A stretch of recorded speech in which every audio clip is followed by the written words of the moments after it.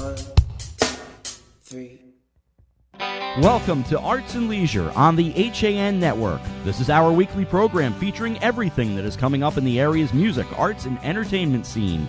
We will interview local artists, authors, musicians, and even some nationally recognized names who may be performing here in our area. We will have movie reviews and film suggestions from the real dad, Mark Schumann, and etiquette tips from Catherine Michaels. This is your all-access pass, and here are your hosts, Arts and Leisure editor Sally Sanders and our entertainment reporter Steve Coulter.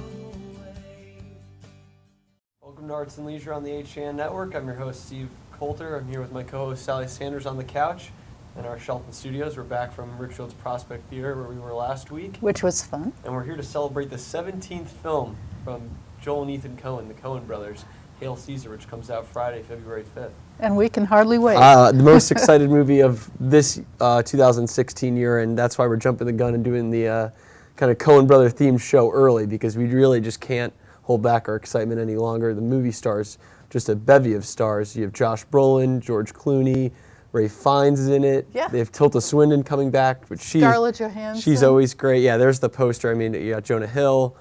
It's just a who's who's of talented people in Hollywood, and it's the Coen brothers returning to Hollywood. It's been 25 years since their film Barton Fink, which was their last movie that was really set in the world. In the industry. Yeah.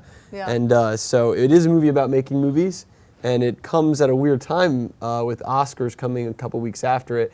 They clearly didn't really want to contend for the Oscar with this movie, and that's fine with me, because I find when they are not gaming for the awards, that's when they make some of their best work. When did No Country for Old Men come out? Was that October? That was a late one. Yeah. Yeah. Okay. But you see movies like Burn After Reading, which is one of my favorites of theirs, and it's just an absurd comedy. That came out in March. You know, it doesn't need to. It's sometimes the timing of it is perfect. You know, we need a lighthearted movie to get us through these winter months. We do. We've seen all the serious Oscar fare, so this is going to be kind of a farce, and it looks really funny. George Clooney, I think, really. They bring out the best in George Clooney. He just goes so And Brad Pitt, goofy. you just saw there they bring the best out of everybody. They just get such comedic roles, even when people are getting upset. I mean, you think of Barton Fink, one of my favorite roles is Charlie with John Goodman. Him yelling is just like so funny to me. I don't know why. I always, every time I watch that film, I just crack up. He's just so funny in it.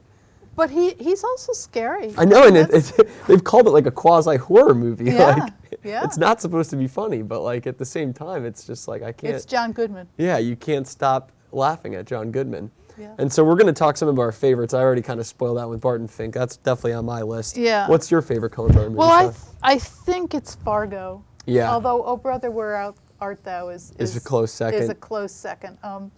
Fargo was, I think, the first one of theirs that I had seen, and I just was so impressed with just the whole vision of it. The cinematography is just beautiful. Richard Deakins, or Roger Deakins, I should say. And the actors. I mean, Frances McDormand was just she was so perfect. She's as the Coen Marge. brother all-star. She is the all-star. We should mention that she's also in Hail Caesar, which will be her 7th movie of the Coen brothers. That's amazing, but she does have an in there. Yeah, she does. Joel's wife is Frances McDormand, Oscar winner for Fargo. Yeah, but like every role in that, they're very good at casting, and the best. I think they're the best in the industry at casting. Well, I was reading somewhere about how they do their scripts too. When they're doing the filming, they want their words spoken as written, and that's how the film comes out. If someone embroiders a little bit, they'll reshoot the scene and say, "Now do it." Do it our way.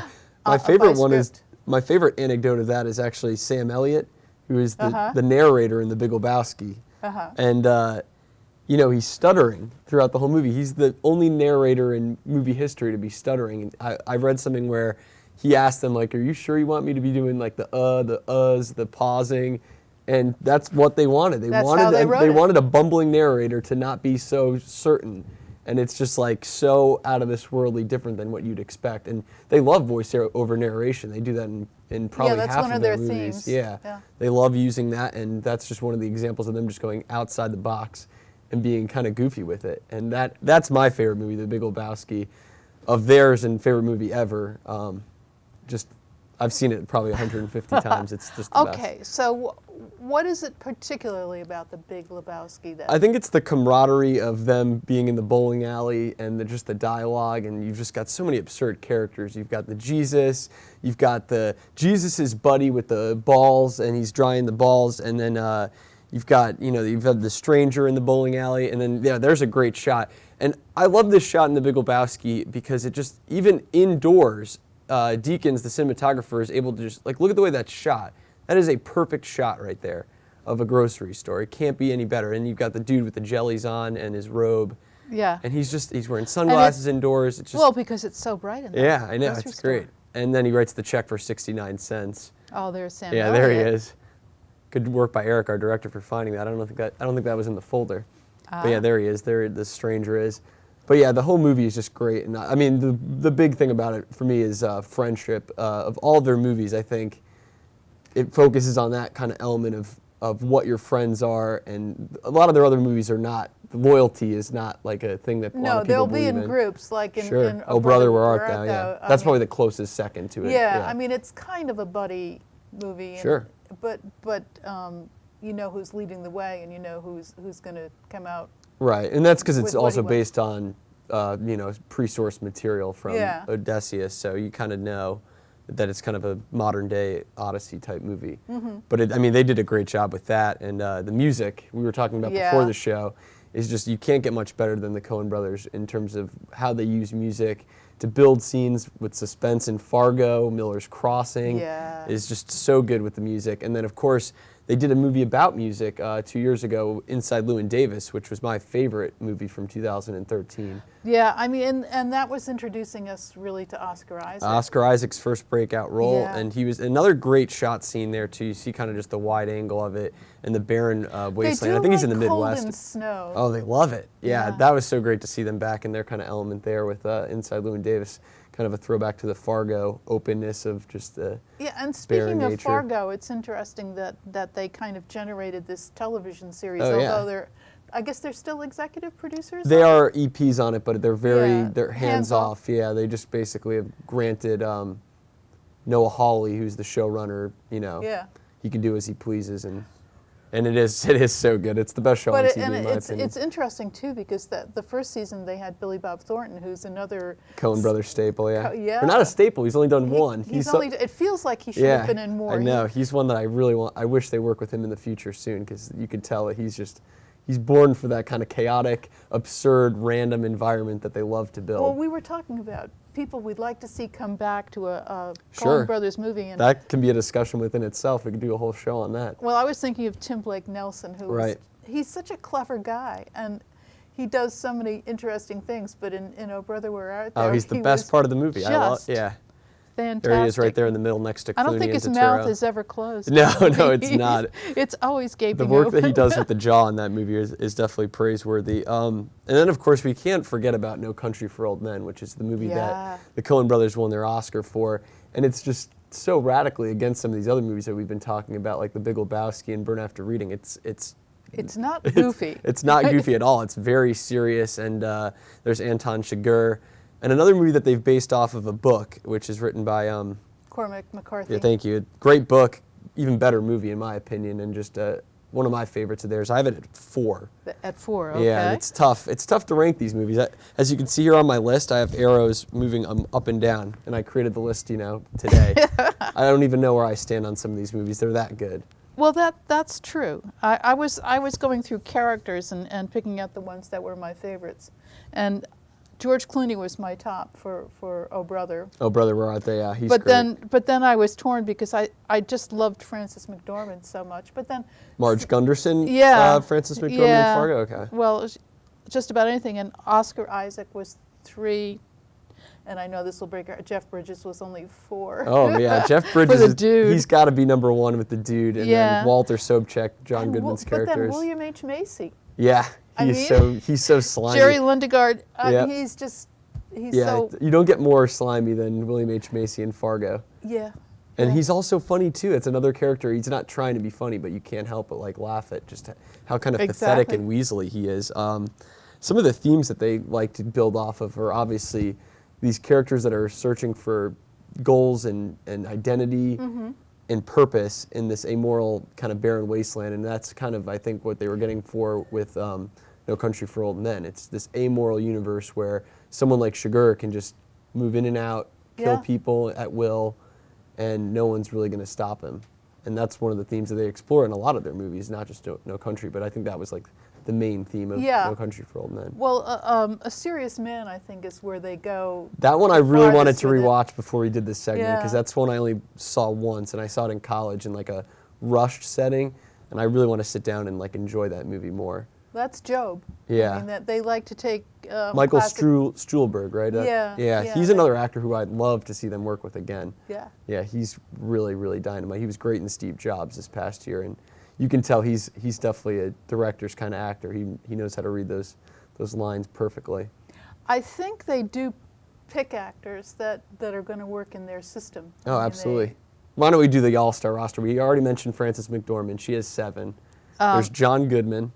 He has 6? 6. So how many Steve Buscemi? Steve Buscemi has been in 5. 1, 2, 3, 4, 5. Okay. Yeah, Sally's got a chart. I've got a chart here. The cheat sheet. The cheat sheet. John Turturro. He hasn't worked with them since 2000. 2000, yeah. He needs to get back in a Coen Brother movie ASAP. I think he's been doing his own thing and not so much acting. And I love Barton Fink. I think that's one of my all-time favorites. I might have said Miller's Crossing earlier when I was talking about Barton Fink, or did I say Barton Fink? You said both. Okay. You said both. Barton Fink's the one about Hollywood. I don't know if I said the wrong thing. Well, you were talking about Miller's Crossing for music, but anyway, John Turturro is just perfect for their films, and he should come back. Yeah, I agree. And then you've got George Clooney in this upcoming one with Hail Caesar. This will be his 4th one with them. Yeah, and surprisingly, Holly Hunter. Holly Hunter's done 3. She's done 3. She's what? Oh, Brother, Where Art Thou? Raising Arizona, and Blood Simple. She was in. Yeah. You always forget about Raising Arizona. Talk about an absurd movie. My favorite. Yeah. Yeah, I kind of forgot about that one when I was preparing for this, but that was one of the first Coen Brother movies I ever saw, and I was like, what is just going on in this movie? It's just so out there, and I love it. And lately, Josh Brolin has sort of gotten swept into the sure. the core. And he's so talented, so it's exciting to see him. Yeah, I can't work wait to with see him them. in Hail Caesar. Yeah, he looks really great. It looks in that. like such a great role for him. Yeah, a really tailored one for him. Another one, their kind of themes is miscommunication, where people don't really understand what they're saying, and the dialogue is just like misunderstood. And you see that in every one of their movies. A lot of like, huh, what? And a lot of confusion. Well, the other theme too, and the other side of that is fast talkers. Yep. They always have one guy who's like. You have a lot of George Clooney usually. George Clooney's a fast talker. Before we go, least favorite Coen Brothers, because no one's perfect. As many good ones as they have been. I guess the Lady Killers. Right. We were talking about that. It's kind of fun, but it doesn't seem up to their standard. Sure. I think is. Yeah, that was where they kind of dipped. I feel like in that 2000 to 2004 range. They dipped, and then they've came back out ever since with No Country for Old Men. They're nominated for an Oscar this year with Bridge of Spies, so the screenplay. Yeah, which is... Yeah, and then again, Roger Deakins is their cinematographer. He's worked with them 11 times. He's nominated this year for Sicario. And then their writer, Carter Burwell, has worked in every single one, or musician, I should say, has done the score on every single one of their films. Wow. And he really sets the tone for those kind of noir films. Miller's Crossing, I mentioned, No Country for Old Men, Fargo. They're all so good. Yeah, he picks out just the perfect. And Hail Caesar again comes out Friday, February 5th. Yep. We're very excited to see that. We're going to head to a commercial break, and when we come back, we're going to be talking about a concert that's happening next week, Thursday in Fairfield. We'll be right back. Darien Sport Shop is a unique store because it's a family store. A busy mom can come in with kids in tow and find everything she needs for them, and even find a dress for herself for Saturday night. And if she's in a rush, she can simply go home and order it from us that night. We'll deliver it the next day. The Darien Sport Shop. We're pretty on the outside and amazing on the inside. Conveniently located with free and easy parking at 1127 Post Road, Darien, Connecticut. Or shop us online at dariensport.com. When you experience a sports injury, you want to get better and fast. Coastal Ortho Express gives you direct access to orthopedic care quickly. Their physicians are fellowship trained in sports medicine at world-class universities and are also team doctors for area football teams. For specialized personal care of sports injuries, go to Coastal Ortho Express. Open Monday through Saturday in the iPark Building, 761 Main Avenue in Norwalk, or coastalorthoexpress.com. Coastal Orthopedics, keeping you on the move. In Pound Ridge since 1993, the Wine Connection is one of America's best wine shops. Visit our beautiful store for the greatest in wine and knowledgeable service. With wonderful values from around the world to collectibles for your cellar, we are your one-stop source. Visit our online shop at wineconn.com and make sure to sign up for email updates. With great offers, new arrivals, and special events, don't miss all the action at The Wine Connection, including tastings every weekend. The Wine Connection, located at 32 Westchester Avenue, Pound Ridge, New York. Do you do a lot of running around but get nowhere when you're buying a car? Visit Pamby Chrysler Jeep Dodge and Ram for the one-stop buying experience and stop spinning your wheels. It's the new year. The to-do list is long and it's easy to feel pulled in many directions at once. Your professional personal shoppers at Walter Stewart's are ready to check groceries off your list by shopping for you. Save extra time this year and spend it doing more important things. Great food and wine delivered to your home with the same-day service. Shop Stewart's online at stewartsmarket.com. I'm Kate Chaplinsky. Join us for Coffee Break, weekdays at 11 to get the latest Connecticut news, weather, high school sports, and more. News doesn't get any more local than on Coffee Break on the HAN Network. Welcome back to Arts and Leisure on the HAN Network. Sally and I are joined by Steve Gaspar. You're hosting a concert in Fairfield next Thursday, February 4th. This is the Hollywood All-Stars. The Hollywood All-Star Band, Steve. It's Yep. actually a collection of world-class touring and recording musicians that I put together a couple of years ago. Included in the lineup for this show at the FTC. It's loaded. There's 10 or 12 It's amazing. artists. It's a 10-piece band. We have the trumpet player that's worked with Sting, Tower of Power, the guitar player from Blood, Sweat, and Tears, the drummer from Spyro Gyra. I mean, it's a really incredible collection of musicians, and to see them in these smaller venues is really a really neat experience. That's a great venue, too. FTC is wonderful. It's really, you know, I describe it sort of like seeing a concert in your living room. Yeah, it's the most intimate Very venue cool. I've ever been It to really before. is. And you have the art gallery outside, too. It's so really like- nice. And for this particular show, we're actually, the proceeds are going to benefit the Norma Freem Cancer Center Sure, in yeah, Fairfield. the theme of it is World Cancer Day. You know, we got this date from the FTC, and without even realizing it, I found out after the fact, my wife reminded me, it's World Cancer Day. And there isn't anyone that hasn't been touched by that horrible disease in one way or another, whether having it personally or family members or friends. And I thought it would be the perfect opportunity to take this event and dedicate it mainly to survivors, to come out and celebrate life, celebrate the fact that they beat this disease. And there will also be a segment of the show that will be dedicated to the people that we've lost to it. So it's going to be a really, really great night. Yeah, my father's a cancer survivor for 20 years now, so That's we wonderful. appreciate everything that you guys are doing. Absolutely. You mentioned kind of deciding or getting this date and then figuring it out after the fact. Have you ever done an event like this in terms of raising money for You know, we cancer? haven't. It's a very good question. We've done a lot of concerts. We've been concentrating with this particular lineup of musicians on the 200 to 250 seat theaters. We've done the Katharine Hepburn Cultural Arts Center in Old Saybrook, Infinity Hall in Norfolk, Connecticut, FTC. We've played the Bijou in Bridgeport several times. But this is the last time, and it was happenstance that it was World Cancer Day, that this all sort of fell into place this way. So to answer your question, no, this is the first time we're actually going to be doing a benefit per se. And it's great, yeah. Yeah, it should be a wonderful opportunity. So how did you get all these people together? I've been a musician my whole life. All I'm right. actually a Grammy-nominated songwriter. And through all my work with the Recording Academy, met and have worked with many of these musicians throughout my career.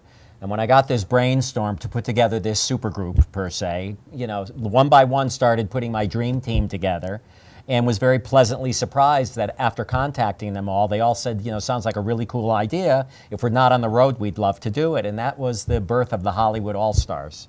And they're all going to be taking on different personalities of famous musicians. Is that correct? Well, or how's that working exactly? Actually, what happens is the drummer for this show actually is on tour with the Blues Brothers band. Okay. What we have done is to take artists that all of these musicians have played and toured with, and do songs by them, but do our own arrangements of them. Okay. And where normally you'd be in a 5,000-10,000 seat arena to see these guys play, here you are, virtually in your living room with them in front of you. It's a really, for the music lover, it's a really cool experience. Yeah, the sound in FTC is It's unbeatable. awesome. Yeah. It really is great. And you're literally, you could throw a penny at Yeah, them. you could. Hopefully they would be No, throwing a lot.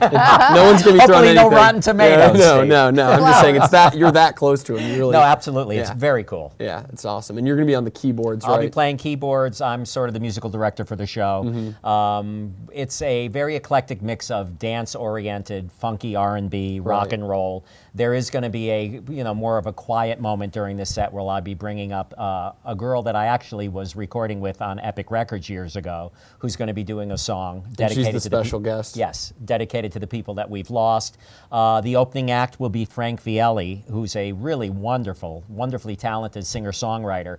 Frank actually is a 5-time nominee in this year's New England Music Awards. So Frank, he's opened for us before. Was very gracious to agree to come out and open for us again at FTC. So it's going to be a very full, a lot of bang for your buck. Full musical you took the words plate right out that of my evening. mouth. I was going to say a lot of bang for your buck. Absolutely. And you get the tickets on the website, of course. Tickets are available on the website. There are still plenty of seats left, and I'm really urging people. I mean, pretty much for the cancer tie-in with this show. If there's any way you could come out, it's a Thursday night. It's not a late evening, and the money would Doors be open at 7. Concert starts at 7:45. Show starts at 8. You'll be out of there by 10:30. So even though it's a Thursday night, it's not terribly late, and the money is going to a really, really great cause for this one. So I urge anyone that's free to log on. I can't think of a better cause. Get your tickets. Good music, good cause. Come out and dance with us. Come out and dance. Now, all the musicians, are they local, or are they coming from out of state? You know what? They're literally from all over the place. I mean, most of them are New York, some Connecticut. We did a show a while back at the Acoustic Cafe in Bridgeport where we had the singer from the Average White Band with us that night. He actually flew in from Georgia for the show. I was just listening to one of their songs the other night. Great band. The drummer, as I said, from the Blues Brothers band, they were in Italy a couple of months ago. So, I mean, they literally fly in from all over the world to do these shows with me, and I'm really, really fortunate to have them at my disposal. And now the name Hollywood All-Stars, that's just something you coined? Or? Well, you know what? Years ago, and that's a whole nother long story, I took on the persona. Somebody nicknamed me Hollywood, probably from my over-the-top way about me. And, when it came time to choose a name for the band, it sort of just fell into place. The Hollywood All-Stars seemed like a natural fit, especially, with the impressive lineup of musicians. So it's stuck, and it's worked well. Now, it's ironic because you've lived in Trumbull your whole life. My whole life. You haven't been in Hollywood. You never lived in Hollywood. And as I said, I'm a Grammy-nominated songwriter. My publishing company is called Hollywood Music East, and it's stuck with me. That name has followed me for many, many years, and it's always good to have a brand, right? Yeah, exactly right. Steve, thank you so much for coming on. The show Steve, thank you very much. Sally, Thursday, it was a February pleasure. 4th. I want to thank you guys very much for having me and helping with the promotion for this cause. And the website, do we have it up or? Yeah, I have that. Yep. Perfect. Yeah. And the weather's going to be good next week. It's going to be beautiful. No snow. Yeah. And we'll head to a break. There's the number right there on the screen, and we'll be right back with some more weekend events after the commercial break.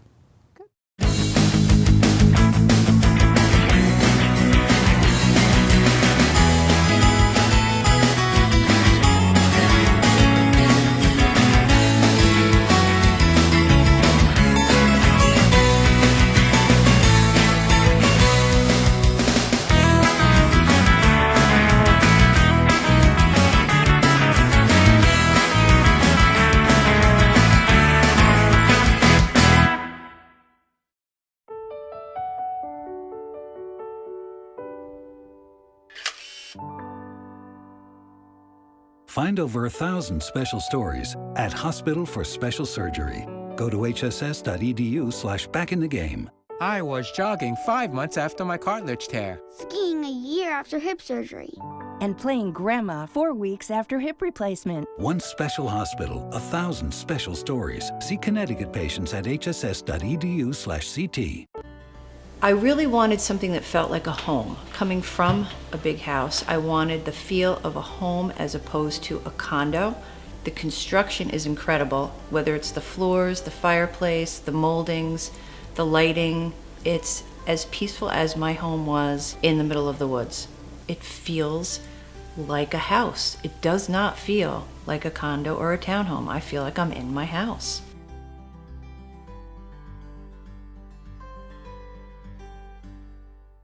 You are watching the HAN Network, and you're not alone. Nearly 500,000 viewers enjoyed our broadcasts in the first 5 months. Advertise on the network that reaches Fairfield County, Connecticut's most engaged audience. Contact Jessica Murrin, Advertising Director, at 203-273-7312 or email jessica@han.network. I'm Denise DiGregoli, the host of The Drive on the HAN Network. Join me Tuesdays for some motivational, intelligent talk with a little humor as we visit with people who live their lives mindfully. Tune in to The Drive live on Tuesdays, 12:30, here on the HAN Network. Welcome back to Arts and Leisure on the HAN Network. Before the weekend hits, we've got some weekend events to give you. There's plenty of going on in Fairfield County. There's a fair amount going on. And there's not going to be any snow, so nothing's going to be canceled this weekend. Weather's going to be decent this weekend. The complete lists are at arts.hersamacorn.com. Can't forget that. But I really wanted to point out the exhibit that opened last weekend at Western Connecticut State University's Art Gallery. And this will be your first real chance to see it. Yeah, they were going to have their opening reception last weekend, but unfortunately there was a little storm. Mother Nature. So that was postponed till this Saturday, and no, actually it's next Saturday, February 6th. I'm jumping ahead. You can still see the show this weekend, though, because it's already open. It's called Bill Epridge, The Beatles, 6 Days That Changed the World, February 1964. There they are. Bill Epridge, who lived in Danbury, was a Life magazine photographer, and he had really special access to the Beatles when they arrived in the States for their first visit. And this shot is from the Ed Sullivan Show, and anybody who's my age will recognize Ed Sullivan, and everyone will recognize the Beatles in their early days. This show is a collection of about 60 photographs that were taken by Epridge. There are some of his other works too, but the Beatles are the main focus. Yeah, the Beatles are the main focus, and the gallery is in the WestCon's West Side campus. They have 2 campuses in Danbury, so it gets a little confusing. This one's the 43 Lake Avenue Extension campus. So it's not the one on White Street. Not the one on White Street. Got it. And if you want to go to the reception, which is going to be Saturday, February 6th from 4 to 7 p.m., they ask that you make reservations, and you can do that on their website, which is wcsu.edu. I think some of the photographs are going to be for sale, or copies thereof are going to be for sale, because this is sort of being put together with the Epridge estate. And so they're raising some money for it. Yeah, I think okay, that makes sense. Yeah. How about the American Boy Choir? They're going to be in Westport over the weekend. Beautiful voices. Beautiful voices. They hail from Princeton, New Jersey. They've sung in all over the world, New York, Berlin. They also appeared at the 77th Academy Awards with Beyonce, and they are starring in the film Boy Choir with Dustin Hoffman and Kathy Bates. I think that kind of came and went. Oh, it already. I was going to say I never even heard of it. And they're going to be playing in Westport on Saturday evening. That's January 30th. They'll sing at Christ and Holy Trinity Church on Church Lane in downtown Westport. The concert starts at 8 o'clock, of course, and it's going to be followed by a reception with young performers. The tickets are $45 and $35, $15 for those who are under 18. Reservations are recommended, so visit chtwestport.org/tickets. For more information, call 203-227-0827. And it's a yummy weekend. There's going to be a chocolate expo at the Maritime Aquarium in Norwalk. Sign me up. Yeah, more than 40 exhibitors, chocolatiers, and other food vendors. One of the people that's going to be there is Chef Barrett Beyer, who was on Hell's Kitchen on TV. And I'm not sure what he's going to be cooking. I would assume it's going to be something chocolate related. Are they going to have chocolate dipped strawberries? Oh, definitely. Oh my goodness, definitely. Thank God. Chocolates, chocolate dipped strawberries, hot chocolate, chocolate covered popcorn. Oh, there's the chef, handsome guy. and it's a great deal for seeing the aquarium too. They're going to be open extra hours from 10 to 7 rather than 10 to 5. And this isn't anywhere near the tanks, right? They have like a private room or something? Oh no, it's throughout the aquarium. Oh my goodness. You pay a reduced admission of $15 for adults and $10 for kids, and you get the whole aquarium plus the chocolate expo. It's one of the better deals. Now, can you feed the chocolate to the seals? I believe that would be frowned upon very much. You'd probably get a lifetime ban for doing something like that. They might do that. Anyway, maritimeaquarium.org for more information. And our buddy Dave is down there, Dave Sigworth. We got to have him on the show soon. Yes, Dave Sigworth actually came by Ridgefield with a few samples of what was going to be Oh, the no chocolate way. Expo. I wish I was in the Ridgefield office that fine. day. Talking about Tastes of Ridgefield, perfect segue. The Taste of Ridgefield is going to be happening Sunday at the Lounsbury House at 316 Main Street. 2-hour session starting at 12:30 and then another one at 4 p.m. Among the many fine Ridgefield establishments participating will be Bartolo with Chef Art Michelson, who has been a long active member in the Richfield restaurant scene. That's Art on the screen right now. Yeah, there he is right there. That's him in the Lounsbury House, I'm assuming? Yeah, that was last year. Okay. He was serving up some delicious looking something there. I was going to say, because it's the 17th annual taste this year, so they're chugging along almost to 20 years. Yep. They'll be at it in no time. 30 restaurants are going to be participating in this, offering everything from, appetizers to desserts. Tickets at the door are going to be $50 for adults, $25 for those under 12. That's a good deal. No charge for toddlers. Wish I was under 12, right? Yeah. And then tickets are available online at richfieldrotary.org. It's a great event. I remember doing a story on it, if not last year, 2 years ago. Yeah, and it's a chance to see Lounsbury House, which has just recently been renovated and glorious building. Yeah, but it's been really quite changed by what they've done with it. Definitely. Yeah, and it's a good place to check out for get wedding receptions, get some parties, hot food in your stomach on a cold day. Yep. Cold Sunday right before the Super Bowl too. They always wedge it in the Sunday before the Super Bowl. And it's also supporting all the charities that Ridgefield Rotary Club, which is the sponsor, and they do a lot in that local community. Yeah. That's all the weekend events we've got for you. Thank you so much for tuning in. We're going to be signing off now. Drive safe and have a great weekend. We'll be back next Thursday.